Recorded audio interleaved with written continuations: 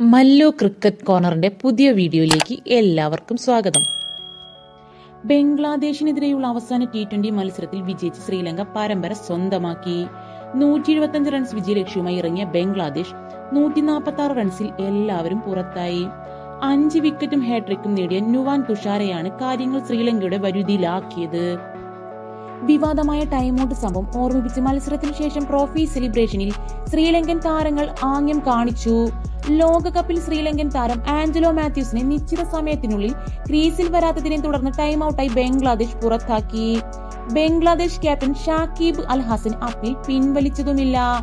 ഇപ്പോഴിതാ ആ സംഭവത്തിന് പ്രതികാരം ചെയ്തിരിക്കുകയാണ് ശ്രീലങ്കൻ താരങ്ങൾ.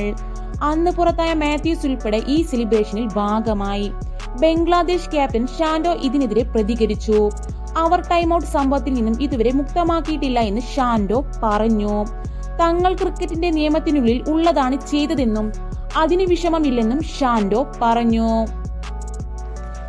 അപ്പൊ ഇതുപോലുള്ള ട്രെൻഡിങ് ക്രിക്കറ്റ് വീഡിയോസ് നിങ്ങൾക്ക് ഇഷ്ടമാണെങ്കിൽ മല്ലു ക്രിക്കറ്റ് കോർണർ എന്ന ഞങ്ങളുടെ ചാനൽ സബ്സ്ക്രൈബ് ചെയ്യാത്തവരുണ്ടെങ്കിൽ സബ്സ്ക്രൈബ് ചെയ്തൊന്ന് സപ്പോർട്ട് ചെയ്യണേ. അപ്പൊ അടുത്ത വീഡിയോ കാണുന്നത് വരെ ബൈ.